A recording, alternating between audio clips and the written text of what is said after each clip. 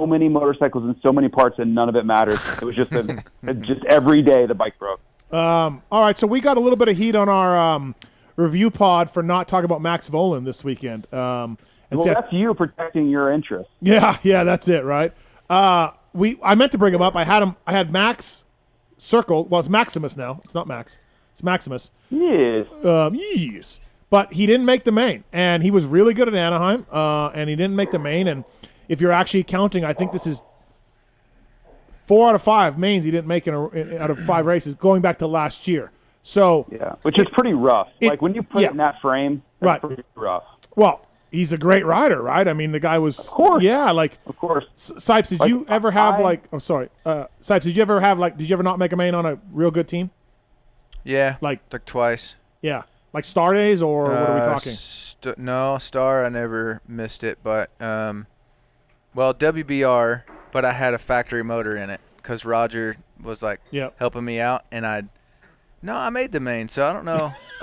Maybe on KTM one time. Okay, yeah. Yeah, maybe twice on there. Right. But I should have been a top 3 to 5 guy, and I didn't make it. That was kind of rough. And J-Mart hasn't made mains. Matt Moss got me. That's where Vohland should be. What's that, JT? But I think if you put Vohland in that main, he's a top, 3 to 7. He definitely would have beat Phil. Well, right. But it's not the riding, and I wrote about that today. It's not the riding that's the problem. I think he just needs to figure out how to stop putting himself in bad situations. You can't qualifying to me.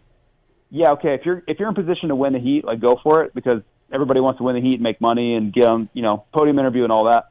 But outside of that, it's like a managing risk scenario. There's not a lot of upside to doing stupid things in qualifying. If you're not going to win and you're 3rd, 4th, 5th, whatever, you just bring it home. When they did the restart, he didn't need to do anything stupid. He was already in 6th. So just get going. No, the restart, he was pushed back. Was that okay? So here's what was it: a flag or jumping on a flag issue or anything, or was it because the lap before he'd made that many passes in one lap? They did a lap prior. So he passed 3 or 4 guys on that one lap that they I think it was 3. Yeah, where the flag came out. So he was 12th, I believe. No, 9th. But either way, 6th, and they put you it found back yourself to 9th. in 12th. Oh, he's back to 9th? Right. Well, on the restart, he was 9th. He was 9th on the restart? Yes. Okay, I thought he was further back. No. All right, so, yeah, I mean, just ride at home. Yeah. Right? But then... Sorry, I guess my only point is that if you go back and you look at every time that this has happened to him, it's because he's putting himself in bad spots. If you put yourself in bad positions over and over, things are going to go wrong. That's how it works, right? It's the opposite for Lopes. Lopes is the other side of that. If you continue to put yourself in good positions, good things tend to happen. So it's not that he's slow. It's not that he's not deserving of that bike.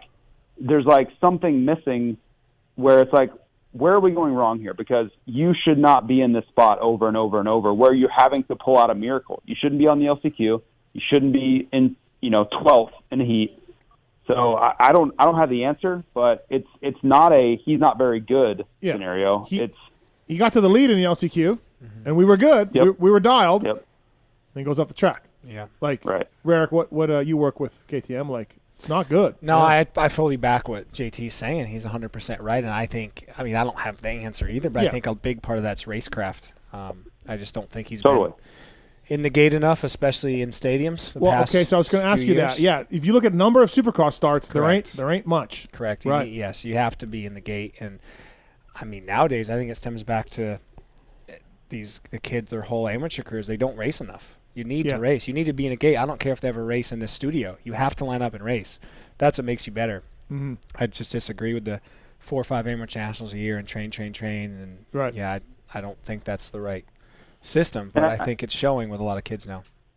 I think in those qualifiers too, these guys, to your point, Seth, these kids are so programmed that when the gate drops, they just go for broke. Yeah, WFO, they are full send for every second of that 4 or 5 lap race. Yep.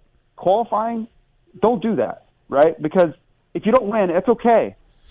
The money's paid later that night, the qualifying doesn't matter. I promise you, after the race, no one's going to come to you and say, you know what? You were really slow in that heat race when you got 4th in the main event. No one cares. It really doesn't matter So by all means, don't blow your night by trying to do something stupid in qualifying. Like I watch it all the time, and you see seasoned guys. You see a guy like Webb, these smarter guys. If things aren't going well in the heat, they just pull up a little bit and be like, it's fine, whatever. Well, if I get third, if I get fifth, yeah, whatever. Like so, I got to make sure that I don't blow this right here. So like, with Maximus himself, like, what do we? I mean. I think it's situational awareness. Yeah. Right? Like, when you're in ninth, understand that you're in ninth. Don't do anything stupid. You're plenty fast enough to move up to 7, 6, whatever. You got a few laps. But what you absolutely cannot do is crash in the first turn when it's a straight line start. Like, you can't. Yeah. No matter what. Like, that's the one thing you can't do in this scenario. And to your point, when you get in the lead in the LCQ, back it down a little bit. Right? Like, there's no reason to be taking risk in that scenario. Like, you shouldn't crash in the rhythm section there, and it's easier said than done. I understand all that. I'm Monday morning quarterbacking this thing, but there's got to be something has to change here because he's too good for this scenario to be happening over and over. Well, it's a contract year for him. We know how Roger is. Roger just will stop talking to him at some but point. He's good enough. Like, he should be on that bike and that team. He's 5th overall in I think Auctioneers. we all agree, he's 5th overall in outdoors. Like, the kid can rock. And he's got his dad has all the experience in the world. So I'm not pretending to have the answer, but I can diagnose the problem.